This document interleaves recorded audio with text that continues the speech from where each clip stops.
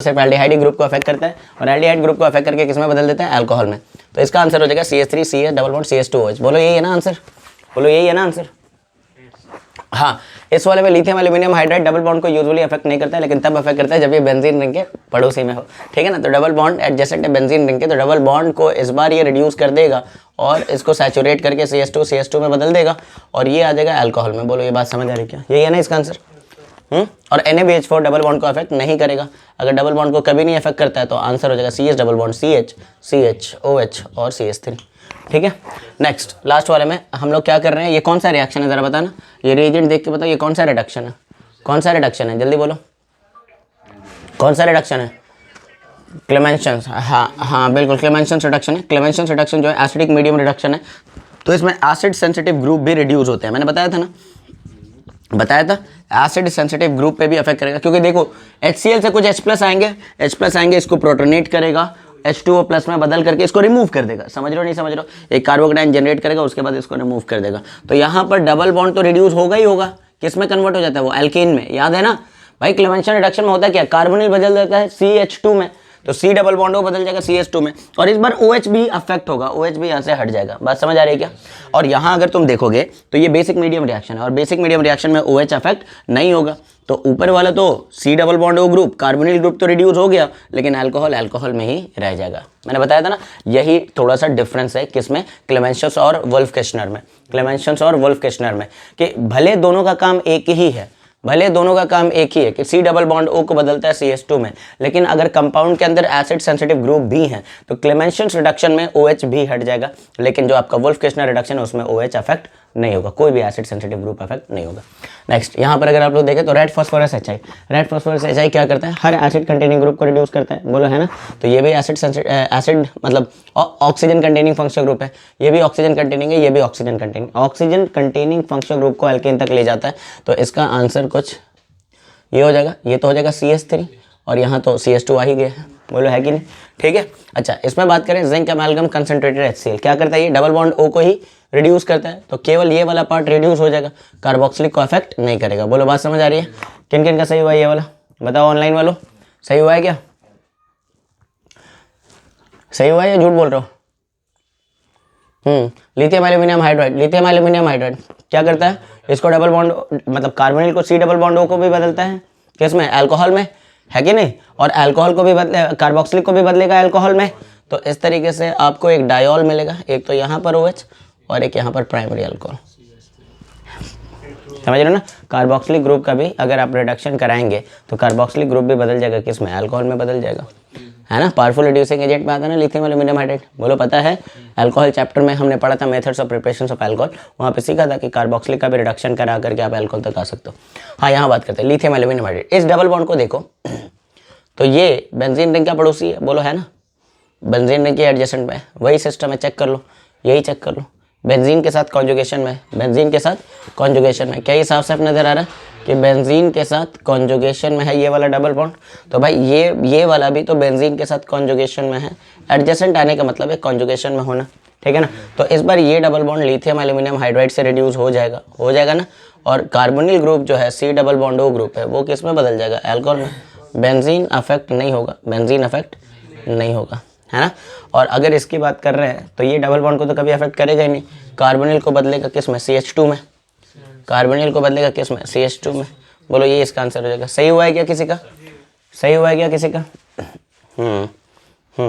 H2PD इसको भी affect करेगा, इसको भी अफेक्ट करेगा, है ना। H2PD हाइड्रोजनेशन पर कार्बोनिल ग्रुप अल्कोहल में बदलता है, एस्टर ग्रुप में एसिड वाला पार्ट एसिड में कन्वर्ट होकर अल्कोहल में आ जाएगा और अल्कोहल वाला पार्ट अल्कोहल में ही रहेगा। ये क्या है बताओ, ये एस्टर है ना, ये क्या है एस्टर। एस्टर में एक एसिड वाला पार्ट होता है और एक अल्कोहल वाला पार्ट इधर है, तो अल्कोहल वाले पार्ट को अल्कोहल में बदला ही बदला। बोलो बात समझ आ रही क्या। और ये जो एसिड वाला पार्ट था इसको भी H2PD रिड्यूस करके अल्कोहल तक ले आएगा, तो 2 कार्बन का अल्कोहल यहाँ से भी मिलेगा, CH3C, समझ रहे हो। ये एसिड वाला पार्ट था जिसका रिडक्शन कर रहे हैं, तो अल्कोहल तक तो आ ही जाओगे। NaBH4 एस्टर को अफेक्ट नहीं करता है, सिर्फ किसको अफेक्ट करेगा, कीटोन को, और किस में बदलेगा इसको, सेकेंडरी अल्कोहल में, OCOCH3, बोलो है कि नहीं, OCO-CH3, ये बात समझ आ रही क्या। और जिंक एमालगम कंसनट्रेटेड HCl, ये किसको रिड्यूस करेगा, कार्बोनिल ग्रुप को, किस में बदल देगा, CH2 में, CH2 में, CH2 में। बोलो बात समझ आ रही क्या। हाँ तो ये इसके आंसर है भाई, जिसका सही हुआ है ठीक है, नहीं हुआ है तो आप सीख है। हाँ अभी आए हो क्या, अभी आए हो क्या, ठीक है लो भाई फोटो। नहीं करूँगा बता, जब मैंने बोला है कि 4 बजे वाले 8 से ज़्यादा ही होने चाहिए थे, पर चलो 9th, दैट इज़ ऑक्सीडेशन, ठीक है ना। ओके ऑक्सीडेशन में भी हम लोग जो देख रहे हैं वो है माइल्ड ऑक्सीडेशन, माइल्ड ऑक्सीडेशन, ठीक है ना। अब माइल्ड ऑक्सीडेशन कई तरह के होंगे जो हम पढ़ने जा रहे हैं, चलो इस टॉपिक का ही नाम रख देते हैं माइल्ड ऑक्सीडेशन, स्ट्रॉन्ग ऑक्सीडेशन बाद में देखिए। So that is mild oxidation, या ऑक्सीडेशन ही देखो यार, सब पढ़ लेंगे इसमें, माइल्ड और स्ट्रॉन्ग। इसमें सबसे पहले ऑक्सीडेशन बाय टॉलेंस रिएजेंट, ये प्रैक्टिकल पॉइंट ऑफ व्यू से भी इंपॉर्टेंट है और एग्जाम में भी सवाल आते हैं। ऑक्सीडेशन बाय टॉलेंस रिएजेंट, सबसे पहले इसमें होता क्या है वो सीख लो। टॉलेंस रिएजेंट जो है वो सिर्फ और सिर्फ एल्डिहाइड को ही ऑक्सीडाइज करता है, कीटोन्स को ऑक्सीडाइज नहीं करता है, ये सिर्फ एल्डिहाइड को ही ऑक्सीडाइज करेगा और एल्डिहाइड को ऑक्सीडाइज करके एसिड तक लेकर के जाएगा। कहाँ तक लेके जाएगा, एसिड, ठीक है ना। So it oxidises only aldehydes, केवल एल्डिहाइड्स को ही ऑक्सीडाइज करेगा, चाहे वो एरोमेटिक हो चाहे वो एलिफेटिक हो, वेदर एलिफेटिक और एरोमेटिक, सभी तरह के एल्डिहाइड्स को into acids, into acid, ठीक है ना।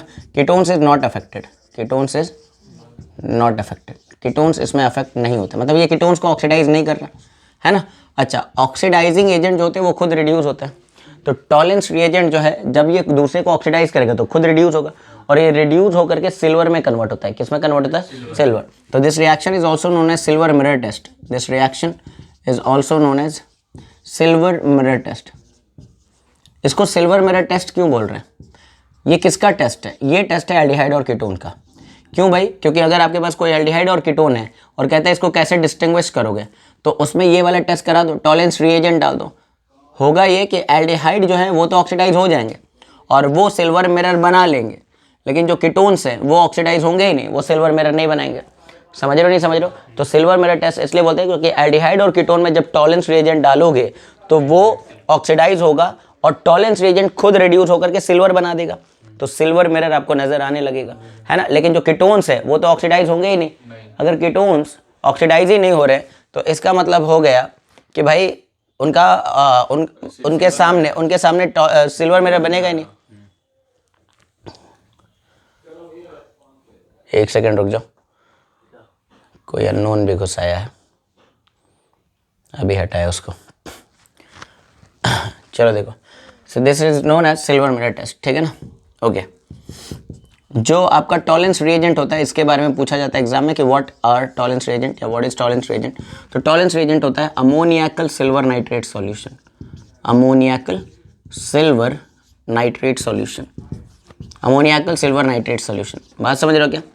तो सिल्वर नाइट्रेट तो सभी को पता है, AgNO3 को बोलते हैं।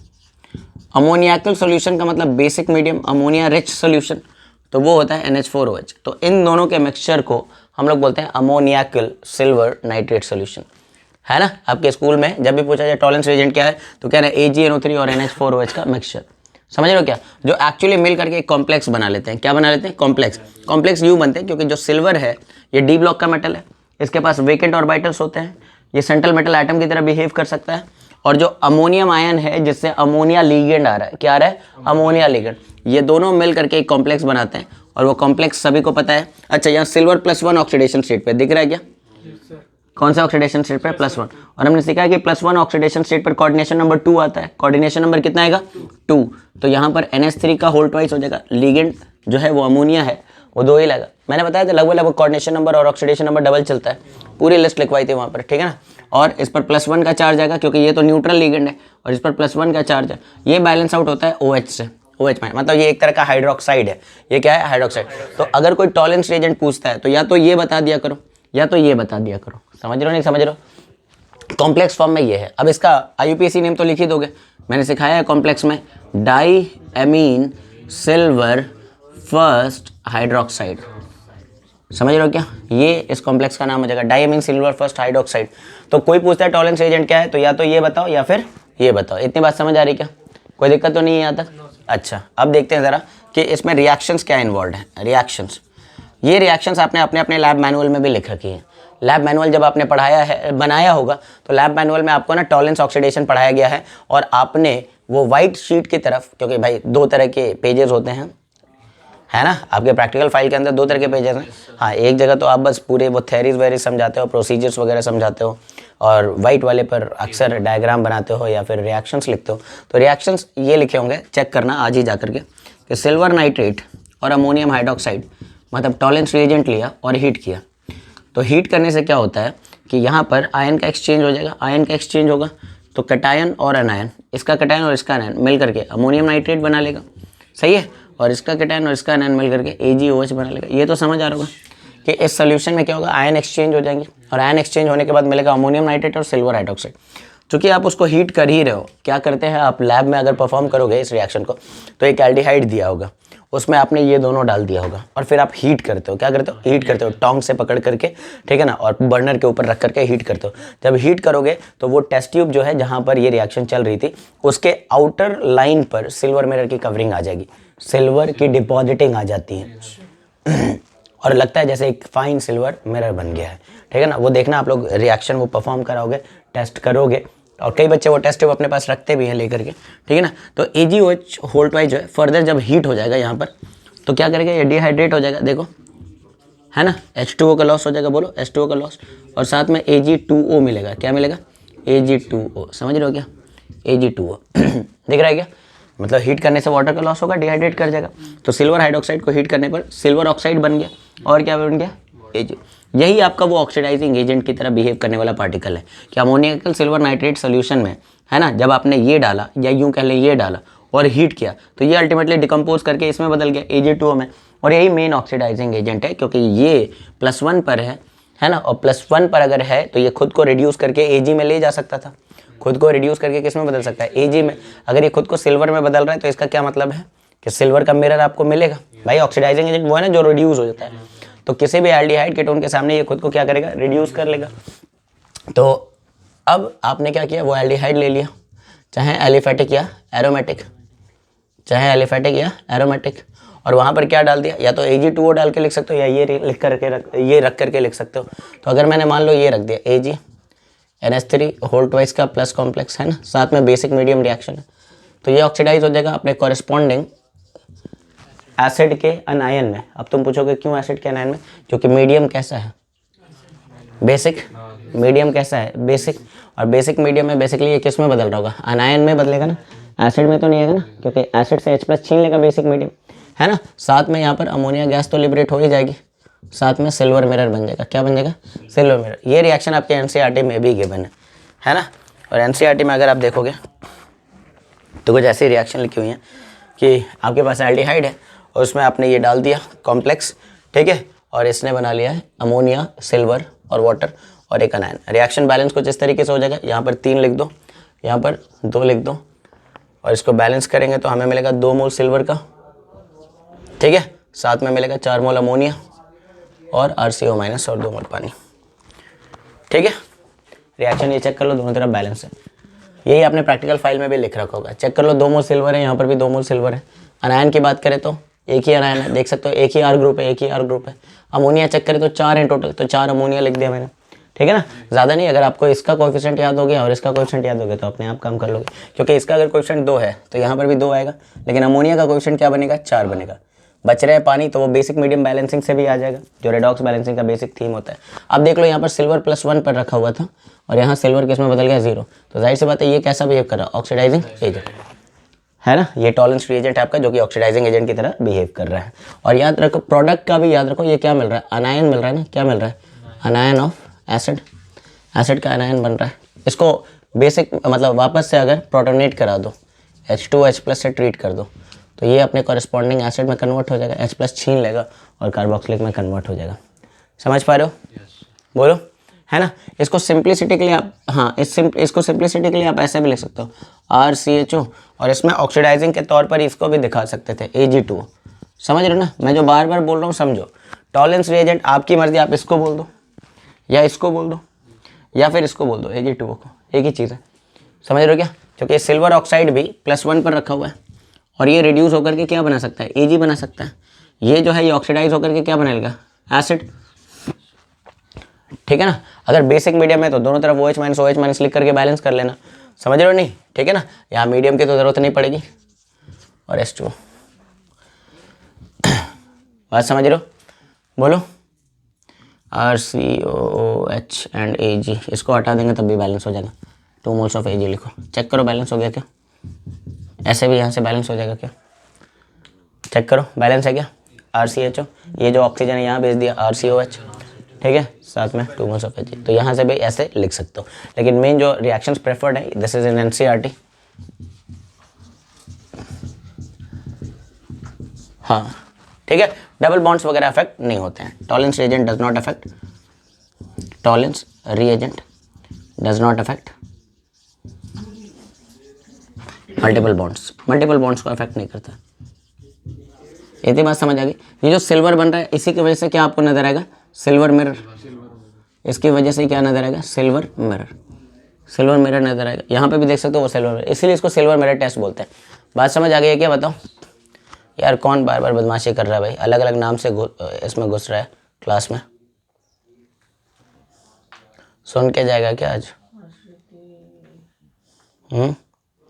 बता देना जो भी होगा, है ना, फिर से आ जाए तो, अभी तो नहीं है वो।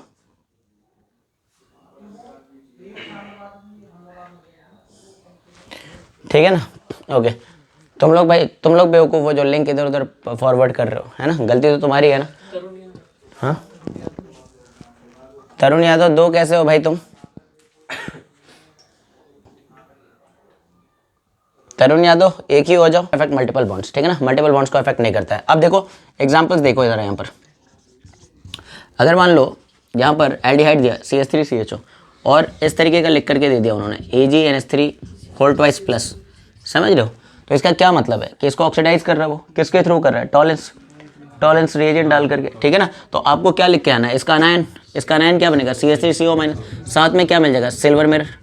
बोलो बच्चों समझ आ रहा है क्या, बोलो सबको समझ आ रहा है, ऑनलाइन वालों, ठीक है। अब चाहे ये एलिफेटिक हो चाहे एरोमेटिक हो, मैंने बोला सबको ऑक्सीडाइज कर देगा, है ना। कौन ऑक्सीडाइज कर देगा, टॉलरेंस रिएजेंट, है ना, टॉलरेंस रिएजेंट, जिसको ऐसे भी लिख सकता हूँ या मैं कैसे लिख सकता हूँ, Ag2O। एग्जाम में देखना वो कैसे लिख के दे रहा है, NCERT में देखना, अपने आप बहुत सारे सवाल मिलेंगे इस पर। तो ये बेंजोइट आयन में बदल जाएगा और किस में बदल जाएगा, Ag में। आदत होनी चाहिए इसी को लिखने की, बेंजोइट आयन, है ना।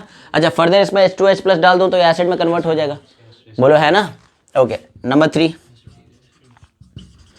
जैसे मान लो इस बार ये लिख के दे रहा हूँ मैं, ठीक है ना।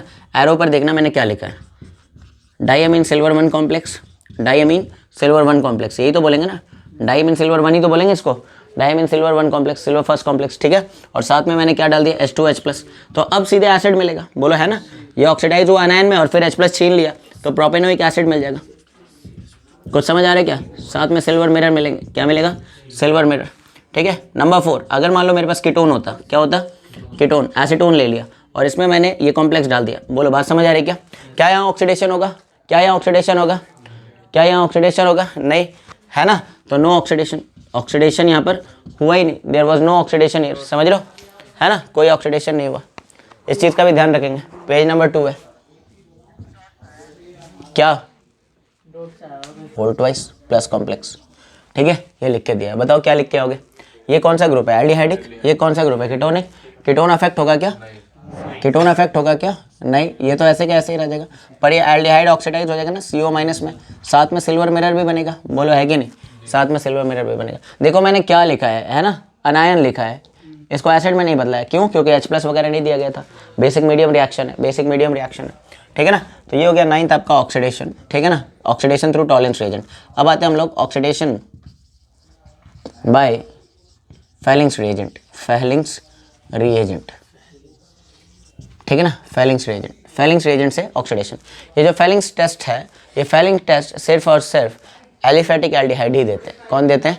Aliphatic aldehyde. मतलब कौन ये टेस्ट नहीं देंगे? एरोमेटिक एल्डिहाइड नहीं देंगे। और कौन ये टेस्ट नहीं देंगे? कीटोन्स। कीटोन्स तो पहले टॉलरेंस भी नहीं दे रहा था, कीटोन्स ये भी नहीं देगा। लेकिन अब इस रिएक्शन की मदद से आप एलिफेटिक एल्डिहाइड और एरोमेटिक एल्डिहाइड को भी डिस्टिंग्विश कर पाओगे। पहले वाले रिएक्शन से किस किस को डिस्टिंग्विश किया मैंने? एल्डिहाइड और कीटोन्स को, चाहे वो एलिफेटिक एल्डिहाइड हो चाहे वो एरोमेटिक, है ना। तो जिसने सिल्वर मिरर बनाया था वो एलिफेटिक भी हो सकता था, वो एरोमेटिक भी हो सकता है। Now I want to check कि वो एलिफेटिक टाइप का है कि एरोमेटिक टाइप का है। तो उसमें कौन सा टेस्ट करूंगा मैं? फेलिंग्स टेस्ट करूंगा। बात समझ आ रही है क्या? है ना। आपके बहुत सारे जो आप ना पैथ लैब्स में जाकर के बहुत सारे टेस्ट कराते हो ना, उसमें भी पढ़ लेना, कहीं ना कहीं टॉलरेंस टेस्ट वगैरह कराया जाता है, ग्लूकोज वगैरह का टेस्ट होता है वो सब, ठीक है ना। हाँ, तो खैर यहाँ पर फेलिंग टेस्ट होगा, यहाँ पर फेलिंग्स रिएजेंट डाले जाएंगे। अब फेलिंग्स रिएजेंट क्या है वो भी समझ लो। मतलब देखो, इस टेस्ट की मदद से कीटोन्स और एलिफेटिक एल्डिहाइड को भी डिस्टिंग्विश किया जा सकता था। अबे कीटोन्स तो अब भी ये रिएक्शन नहीं देंगे। कीटोन्स ने ना तो टॉलरेंस दिया ना तो फेलिंग दिया, तो कीटोन्स है और एलिफेटिक एल्डिहाइड है, तो उन दोनों को डिस्टिंग्विश कर लोगे। लेकिन कीटोन है और एरोमेटिक एल्डिहाइड नहीं कर पाओगे, क्योंकि एरोमेटिक एल्डिहाइड भी ये टेस्ट नहीं देगा और कीटोन भी नहीं देगा, दोनों ही टेस्ट नहीं दे रहे हैं। समझ रहे हो क्या? खैर मैं लिख रहा हूँ यहाँ पर, मैं यहाँ पर लिख रहा हूँ कि this test is given by only aliphatic aldehydes, only aliphatic aldehydes, ठीक है ना। मतलब एरोमेटिक एल्डिहाइड्स और ketones does not give this test. ये टेस्ट कौन नहीं दे रहा है? एरोमेटिक एल्डिहाइड नहीं दे रहा, और कौन नहीं दे रहा है? कीटोन्स नहीं दे रहा है, ठीक है ना। हाँ, अब बात आती है कि फेलिंग सोल्यूशन होते क्या है। तो फेलिंग सोल्यूशन बेसिकली दो सोल्यूशन का मिक्सचर है, Fehling A and Fehling B. कई जगह फेलिंग 1 एंड फेलिंग 2 बोलते हैं, है ना, कोई मतलब नहीं उससे। हाँ, Fehling solution is nothing but the mixture of two Fehlings, Fehling A and Fehling B, है ना। जब भी फेलिंग टेस्ट कराना होगा, दो फेलिंग को आपस में मिक्स किया जाता है और फिर हीट किया जाता है उसको एल्डिहाइड या कीटोन के साथ। कीटोन में तो कुछ होगा ही नहीं, एलिफेटिक एल्डिहाइड है तो ज़रूर कुछ होगा। यहाँ पर रेडिश ब्राउन पीपीटी बनेगा, वो हम देखेंगे। ओके, तो फेलिंग ए क्या होता है? फेलिंग ए क्या होता है बोलो, कोई बताओ भाई, फेलिंग ए क्या होता है?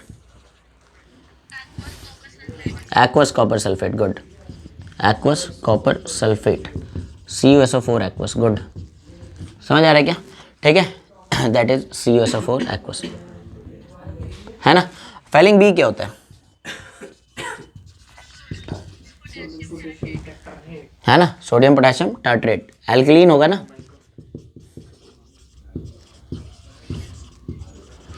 Sodium potassium tartrate. तो ये डायरेक्ट वाइवा का ही सवाल है, कुछ बच्चे मुझसे वाइवा के सवाल पूछ रहे थे, तो हाँ ये एक वाइवा का सवाल है कि फेलिंग सोल्यूशन किन दो फेलिंग्स का मिक्सचर है, फेलिंग ए और फेलिंग बी। फेलिंग बी क्या होता है? Aqueous copper sulphate. Fehling B क्या होता है? Alkaline potassium, sodium potassium tartrate. अब ये सोडियम पोटेशियम टार्टरेट है क्या, मैं बता देता हूँ, देखेंगे।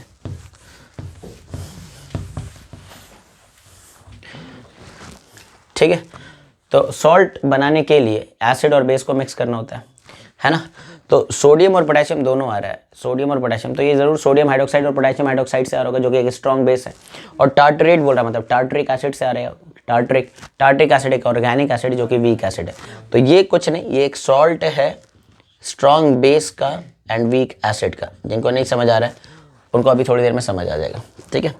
टार्टरिक एसिड ये होता है COH, CHOH, CHOH और COOH, this is tartaric acid. Tartaric acid का केमिकल फॉर्मूला ये होता है, समझ रहे हो। मतलब इसका IUPAC नेम क्या है? 2,3 डाई हाइड्रोक्सी, बोलो, ब्यूटेन 1,4 डाइओइक एसिड, है ना। इसको हम लोग क्या बोलते हैं? Tartaric acid. टार्टरिक एसिड, क्या इतनी बात समझ आ रही है क्या? ठीक है, अब मैंने इसमें दो तरह के बेस डाल दिए, ठीक है ना, NaOH और KOH। तो अगर मैंने NaOH डाल दिया है तो एक H+ यहाँ से जाएगा Na+ के कारण, तो बन जाएगा CO- Na+, बोलो है कि नहीं। यहाँ पर तो चलो CHOH ही है, यहाँ पर भी CHOH ही है, और जब KOH डाल दिया तो एक और H+ यहाँ से लूज हो गया, CO- K+। तो ये आपका कौन सा? Sodium potassium tartrate, sodium potassium tartrate. कितनी बात समझ आ रही? सोडियम पोटेशियम टार्टरेट, कोई दिक्कत तो नहीं इसमें। सोडियम पोटेशियम टार्ट्रेट समझ आ रहा है, ठीक है ना। तो ये उसका स्ट्रक्चर हो गया। बेसिकली बताना क्या चाह रहा हूँ कि देखो ये KOH से बना होगा, जब इसमें आपने KOH और NOH मिक्स किया है तब जाकर के ये बना होगा। मतलब आपने एक स्ट्रॉन्ग बेस डाला है, 2 स्ट्रॉन्ग बेस डाला है और एक वीक एसिड डाला है, ऑर्गेनिक एसिड वीक एसिड होते हैं, तो ये स्ट्रॉन्ग बेस और वीक एसिड का सॉल्ट है। तो इसका ओवरऑल नेचर बेसिक ही होगा भाई। जो सॉल्ट स्ट्रॉन्ग बेस से आ रहा है और वीक एसिड से आ रहा है तो उसका नेचर कैसा होगा, बेसिक ही होगा।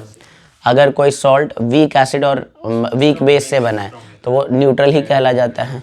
अगर स्ट्रॉन्ग एसिड और वीक बेस का सॉल्ट है तो एसिडिक नेचर का सॉल्ट हो जाएगा। ये चीज़ें हमने क्लास 11th में भी सीखी थी कभी, ठीक है, कोई बात नहीं, यहाँ पर समझ लो। अब इसका काम क्या होता है, इसका काम होता है to give a basic medium, to give a basic medium. इसका काम होता है बेसिक मीडियम देना। ये सॉल्ट क्या कर रहा होता है, बेसिक मीडियम प्रोड्यूस कर रहा होता है। समझ रहे हो नहीं समझ रहे हो, ठीक है ना। अब बेसिक मीडियम इसने दिया, देखेंगे ज़रा रिएक्शंस क्या हैं कि देखो कॉपर सल्फेट है आपके पास, ठीक है, और आपके पास अल्कलीन सोडियम पोटेशियम टार्ट्रेट है। तो जो रिएक्शंस है यहाँ पर वो ये हैं कि अल्कलीन मीडियम से, मतलब यहाँ से अल्कलीन सोडियम पोटेशियम टार्ट्रेट से अल्टीमेटली बेसेस आए होंगे। क्या आए होंगे, बेस, बोलो है कि नहीं। ये कहाँ से आ रहे हैं, फ्रॉम रॉशेल सॉल्ट। रॉशेल सॉल्ट इसी को बोलते हैं, ठीक है ना। जिनको नहीं पता है, this is also known as Rochelle salt. हाँ, रॉशेल सॉल्ट का अल्कलीन सोल्यूशन आपने लिया और कुछ नहीं किया, रॉशेल सॉल्ट का अल्कलीन सोल्यूशन लिया। बात समझ आ रही क्या, ठीक है ना। तो रॉशेल सॉल्ट से क्या आ गया, OH माइनस, और कॉपर सल्फेट से क्या आ गया, Cu2 प्लस। सिंप्लीफाइड रिएक्शन लिख रहा हूँ वो समझो ज़रा, ठीक है ना। तो कॉपर 2 प्लस कॉपर सल्फेट से आया, और ये कहाँ से आ रहा है, बेसिक मीडियम से, मतलब रॉशेल सॉल्ट के सोल्यूशन से, ठीक है ना। ये दोनों आपस में मिल गए और मिल करके इन्होंने बना लिया कॉपर हाइड्रोक्साइड। क्यूप्रिक हाइड्रोक्साइड कहलाएगा ये, क्या कहलाएगा, क्यूप्रिक हाइड्रोक्साइड। +2 पर है तो इसका नाम हो जाएगा क्यूप्रिक हाइड्रोक्साइड। क्या सबको समझ आ रहा है जो बता रहा हूँ, बताओ, ठीक है। अगले स्टेप में आपने क्या किया, हाँ अगले स्टेप में आपने क्या किया, क्यूप्रिक हाइड्रोक्साइड को हीट किया, ठीक है ना। अगर हीट करेंगे तो ये वाटर लूज करेगा, क्या लूज करेगा, वाटर लूज कर दिया। वाटर लूज करने के बाद है ना क्या बन जाएगा, H2O लूज कर देगा। बताओ क्या बन जाएगा, CuO। देखो H2O हटा दो, क्या बचेगा, CuO, है ना, +2 पर ही है तो ये हो जाएगा क्यूप्रिक ऑक्साइड। क्या हो जाएगा ये, cupric oxide is the actual oxidising agent of this reaction, है ना। इस रिएक्शन का एक्चुअल ऑक्सीडाइजिंग एजेंट जो है वो क्या है, क्यूप्रिक ऑक्साइड। क्या है यहाँ पर, क्यूप्रिक ऑक्साइड। कोई दिक्कत तो नहीं है ना। ये अपना ऑक्सीडाइजिंग एजेंट है, मेन ऑक्सीडाइजिंग एजेंट है। अब इसको ऑक्सीडाइजिंग एजेंट क्यों कह रहा हूँ, क्योंकि ये रिड्यूस हो सकता था, अभी ये +2 पर है, पर रिड्यूस होकर के +1 पे भी कन्वर्ट हो सकता है। बोलो है कि नहीं, रिड्यूस होकर के +1 पे भी कन्वर्ट हो सकता है। तो NCERT में भी ये रिएक्शन लिखी गई हैं आपको बताने के लिए, समझाने के लिए कि ये कैसे रिड्यूस हुआ। और रिड्यूस हो जाएगा तो ये किस में बदल जाएगा, +1 में। बोलो +1 वाला ऑक्साइड बन जाएगा। +1 वाला ऑक्साइड क्या है, देखो अगर आपके पास कोई एल्डिहाइड है, ये एल्डिहाइड कैसा होना चाहिए, एलिफेटिक। बोलो ये बात तो समझ रहे हो ना, ये कैसा होना चाहिए, एलिफेटिक होना चाहिए। इसमें आपने Cu2O डाला, क्या डाल दिया, Cu2O, ठीक है ना। This is also another basic medium reaction, ठीक है। तो ये किस में बदल जाएगा, RCO-। बोलो ये ऑक्सीडाइज हो गया एलिफेटिक वाला, ठीक है। साथ में जो Cu2O है +2 पर, ये रिड्यूस हो गया CuO था ना, ये Cu होता है +2 पर, ये रिड्यूस होकर के किस में बदल जाएगा, Cu2O में बदल जाएगा। साथ में ये थोड़ा वाटर बना लेगा, इसको बैलेंस कर लेंगे। बोलो ये बात समझ आ रही है, बोलो ये बात समझ आ रही है ना। रिएक्शन को बैलेंस करना चाहोगे तो कर सकते हो, यहाँ 2 लिख दिया Cu2O के लिए, ठीक है। और बताओ कितने,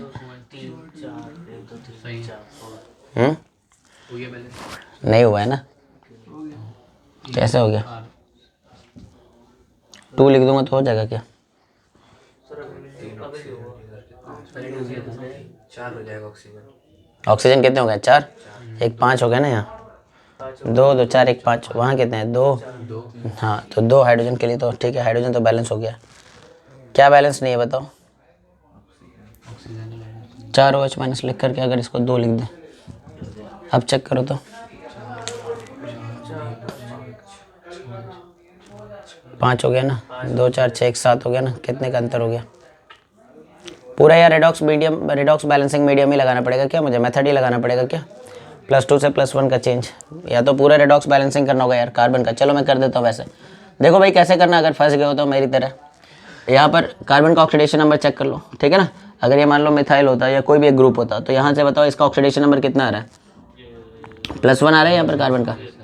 बोलो यहाँ पर +1 आएगा, और एसिड में कितना आएगा, जल्दी बताओ। लास्ट क्लास में भाई रेडॉक्स पढ़ रहे हो मुझसे तुम, है ना। जैसे मान लो ये होता, ज़रा देखो, है ना, यहाँ पर CH3 लगा देते हैं। चलो मुझे बताओ यहाँ का ऑक्सीडेशन नंबर कितना आएगा, कितना आएगा ऑक्सीडेशन नंबर, बताओ पहले, ठीक है। कितना आ रहा है यहाँ से, -2 + 2, है ना। और यहाँ से कितना आएगा, -1, और यहाँ से भी कितना आएगा, -1, कितना हो जाएगा, 0 हो जाएगा ना। ऑक्सीडेशन नंबर निकालना आ रहा है, नहीं आता है तो बताओ, मैं डायरेक्ट लिखूंगा फिर। रेडॉक्स बैलेंसिंग में अगर ऑक्सीडेशन नंबर सबको नहीं निकालना आता है, बॉन्ड ब्रेकिंग मेथड याद है, बॉन्ड ब्रेकिंग मेथड याद है, कभी बताया bond breaking method oxidation number निकालने का।